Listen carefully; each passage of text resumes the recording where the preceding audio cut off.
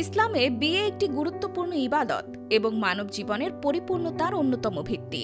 বিয়ের মধ্য দিয়ে মানুষ শালীনতা, পবিত্রতা ও নৈতিক জীবনের পথে অগ্রসর হয়।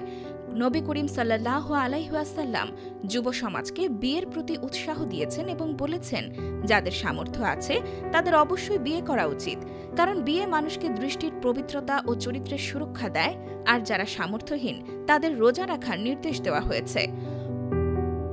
ওলামায়ে কেরামগণ বলছেন, যাদের বিয়ে হতে দেরি হচ্ছে তারা কিছু মুস্তাহাব আমল নিয়মিত পালন করলে উপকার পেতে পারেন। এই ভিডিওতে দ্রুত বিয়ে হওয়ার সেই 5টি আমল তুলে ধরা হলো। প্রথম আমল, প্রতিদিন ফজরের নামাজের পর সূর্যোদয়ের আগে 40 বার ইয়া ফাত্তাহু পাঠ করা।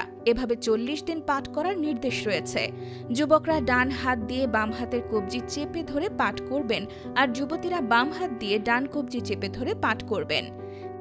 দ্বিতীয় আমল, সালাতুল হাজত নামাজ আদায় এবং নিয়মিতভাবে বিশেষ দোয়া পাঠ।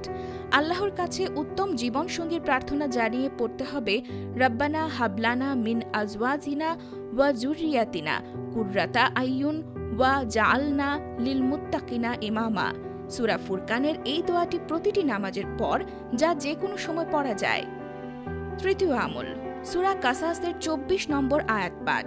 এতে বলা হয়েছে, রব্বি ইন্নী লিমা আনজালতা ইলাইয়া মিন খাইরিন ফাকির। হযরত মুসা আলাইহিস সালাম একাকিত্ব ও দুশ্চিন্তার সময় এই দোয়া পাঠ করতেন। বিয়ে সংক্রান্ত অনিশ্চয়তা দূর করতে এই আমলটি ফলপ্রসূ বলে উল্লেখ করেছেন আলেমরা। চতুর্থ আমল, সূরা তাওবার 129 নম্বর আয়াত তেলাওয়াত। আয়াতে আছে, হাসবি আল্লাহু লা ইলাহা ইল্লাল্লাহু আলাইহি তাওয়াক্কালতু ওয়া হুয়া রাব্বুল আরশিল আযীম। এই দোয়া আল্লাহর উপর ভরসা ও নির্ভরতার প্রতীক।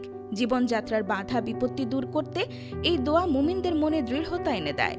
পঞ্চম আমল, সূরা ইয়াসিন পাঠ। বিশেষ করে সূরা ইয়াসিনের 7টি মুবিন পড়ার সময় সূর্যের দিকে শাহাদাত আঙুল তুলে ইশারা করার আমল প্রচলিত।